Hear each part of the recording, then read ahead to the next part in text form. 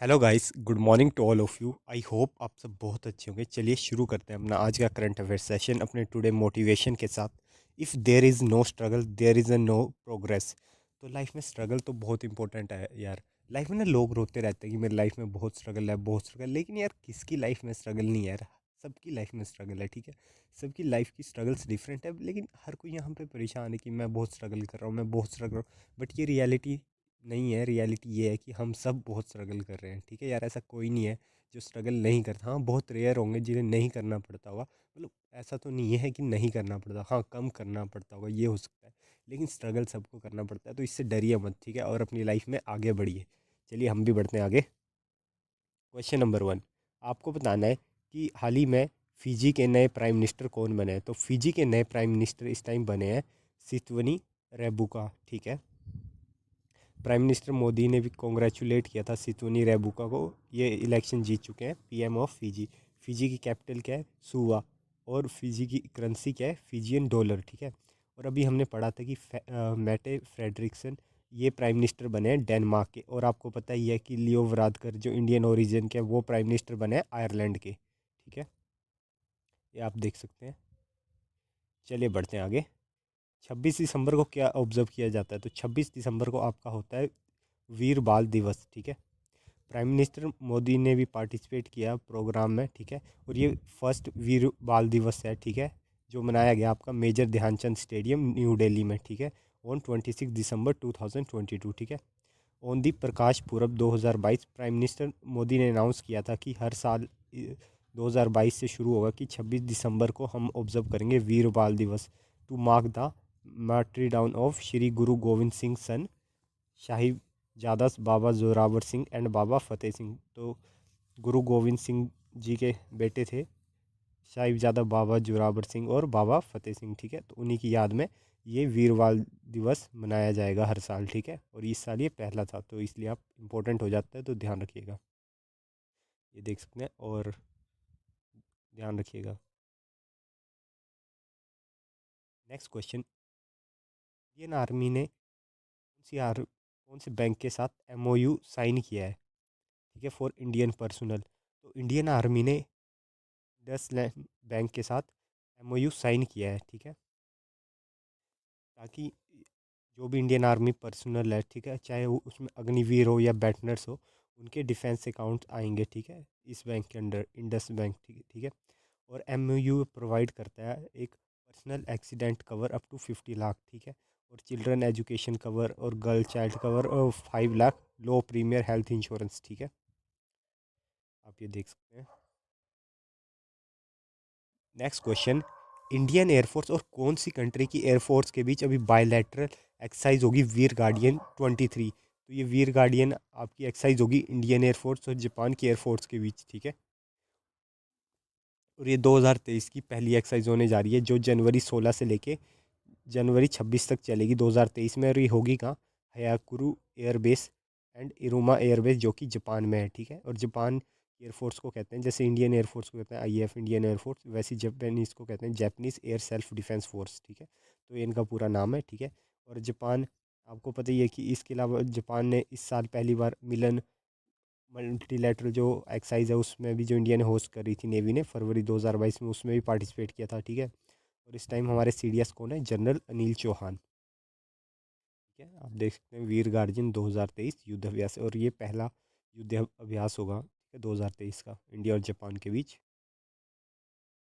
आपको बताना है कि नेपाल के नए प्राइम मिनिस्टर कौन बन गए हैं। तो नेपाल के नए प्राइम मिनिस्टर बन गए हैं पुष्पा कमल दहाल, ठीक है, जिन्हें आप प्रचंडा के नाम से भी जानते हैं, ठीक है। ये थर्ड टाइम बने हैं, ठीक है। और ये सीपीएन जो जो पार्टी है, ठीक है, उसके चेयरमैन है पुष्पा कमल दाहाल, और प्रचंडा भी कहा जाता है इन्हें। तो इन्होंने ओथ लिया as a new prime minister of Nepal for a third time, ठीक है। और प्राइम मिनिस्टर मोदी ने भी इन्हें कॉन्ग्रेचुलेट किया था, ठीक है।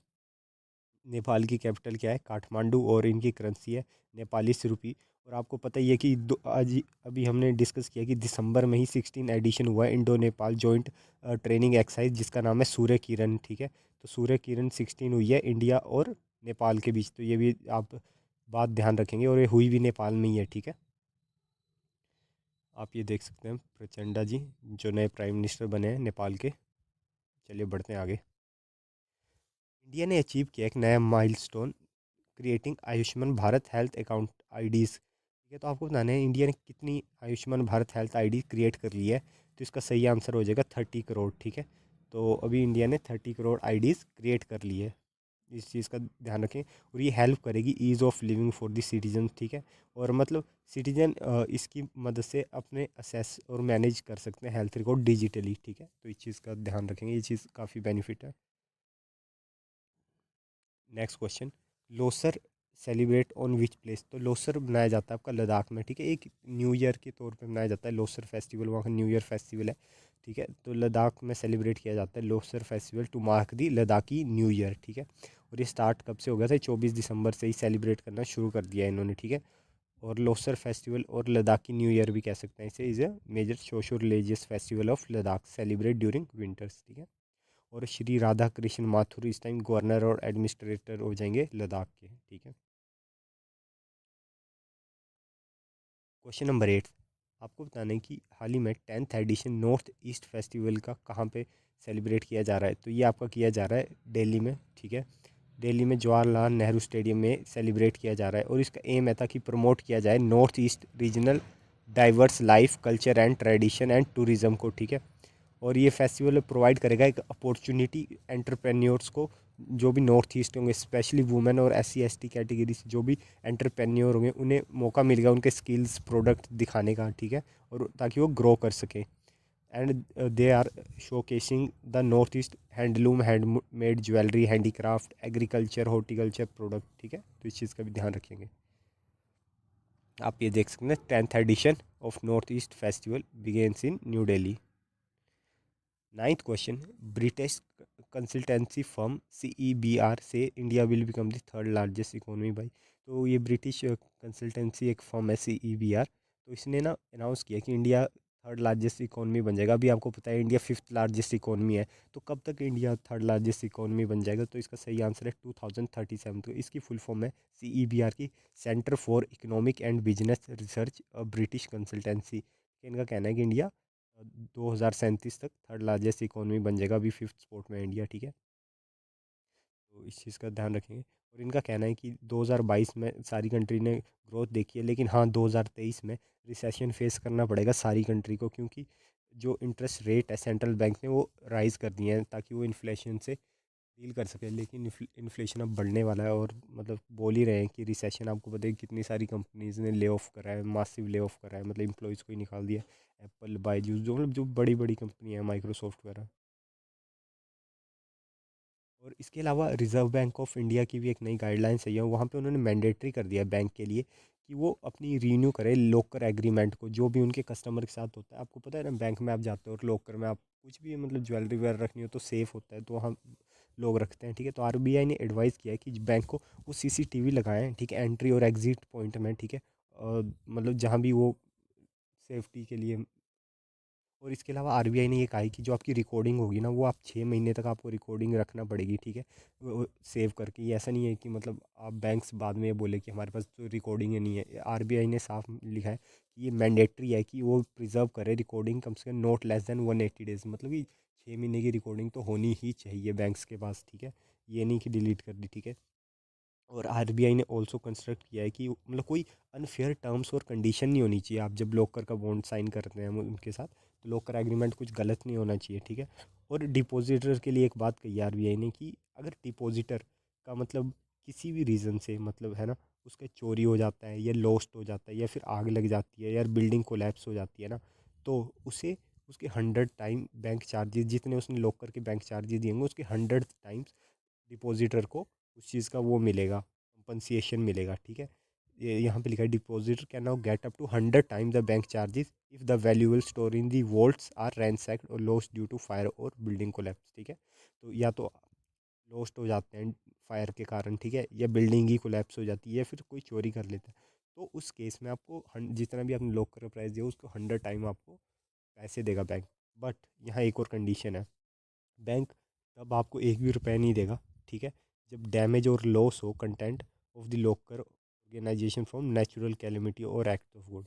लेकिन जब आपको लगा कि मतलब ऐसी कुछ भी नेचुरल कैलेमिटी आ गई, बाढ़, सुनामी, अर्थ, कुछ भी आ गया और उस कारण आपकी लॉकर में रखी हुई जो भी चीज़ है वो डिस्ट्रॉय होगी, ठीक है। तो तब बैंक आपको कुछ भी नहीं देगा, कुछ भी नहीं देगा। तब बैंक सिंपल सी बोलेगा ये एक्ट ऑफ गॉड है और हम इसमें कुछ नहीं कर सकते। तो ये कहना है, ठीक है। तो बाकी आप गाइडलाइंस थोड़ी ध्यान रखिएगा, ठीक है, रिजर्व बैंक ऑफ इंडिया की। नेक्स्ट क्वेश्चन और लास्ट क्वेश्चन। 7 साल के कैटो सोरा ने, ठीक है, top arena junior international badminton championship का टाइटल जीत लिया है 23 दिसंबर को। आप बताना है कौन सी स्टेट से हैं। हमने इनके बारे में लास्ट मंथ भी पढ़ा था, इन्होंने तब भी अवार्ड जीता था।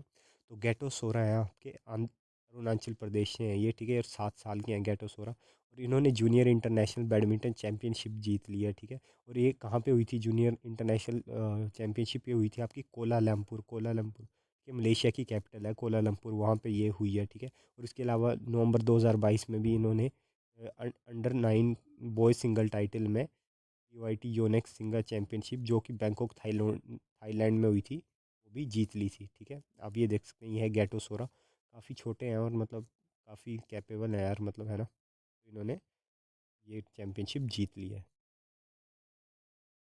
So guys, thanks for watching the video, ठीक है। मिलते हैं कल सुबह 6 बजे अपने करंट अफेयर सेशन में। तब तक आप सब अपना ध्यान रखिए।